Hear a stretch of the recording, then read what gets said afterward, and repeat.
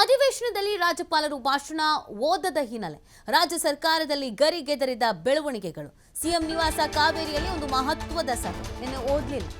Guess ಮಾಡಲಾಗಿತ್ತು ಓದಲ್ವೇನೋ, ಬಂದ್ರೂ ಆ 13 ಪ್ಯಾರ ಓದದೇ ಇಲ್ವೇನೋ, ಒಂದು ಲೈನ್ ಓದ್ ಹೋಗ್ಬೋದೇನೋ, ಏನು ಎತ್ತ ಅಂತ.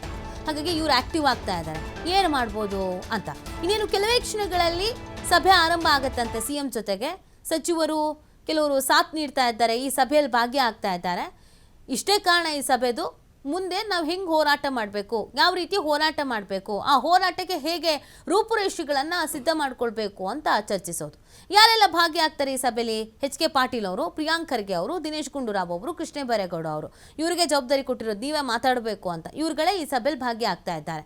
ಕಾನೂನು ಸಲಹೆಗಾರ ಎಸ್ ಪೊನ್ನಣ್ಣ ಕೂಡ ಉಪಸ್ಥಿತಿ ಇರಲಿದ್ದಾರೆ. ಅಂದರೆ ಮುಂದಿನ ಹೋರಾಟದ ಬಗ್ಗೆ ರೂಪುರೇಷೆಯನ್ನು ಸಿದ್ಧ ಮಾಡ್ಕೊಳ್ಳೋದಕ್ಕೆ ಅಂತ ಪ್ಲಾನ್ ಮಾಡ್ಕೊಂಡಿದ್ದಾರೆ. ಕೆಲವೇ ಕ್ಷಣಗಳಲ್ಲಿ ಈ ಮೀಟಿಂಗ್ ಕೂಡ ಪ್ರಾರಂಭ ಆಗುತ್ತೆ.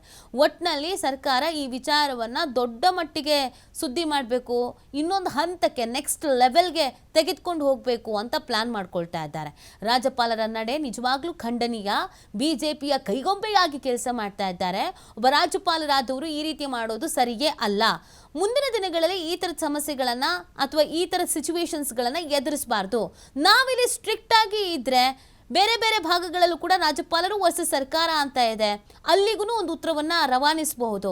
ಹಾಗಾಗಿ ಬಹಳ ಎಫೆಕ್ಟಿವ್ ಆಗಿ ತೀರ್ಮಾನ ಕೈಗೊಳ್ಳಬೇಕು, ಕಾನೂನು ಹೋರಾಟವನ್ನು ಮಾಡಬೇಕು. ಕಾನೂನು ಹೋರಾಟ ಮಾಡೋದಕ್ಕೆ ಆಪ್ಷನ್ಸ್ ಇದೆಯಾ ಏನು ಎತ್ತ ಎಲ್ಲ ಚರ್ಚೆ ಆಗತ್ತೆ.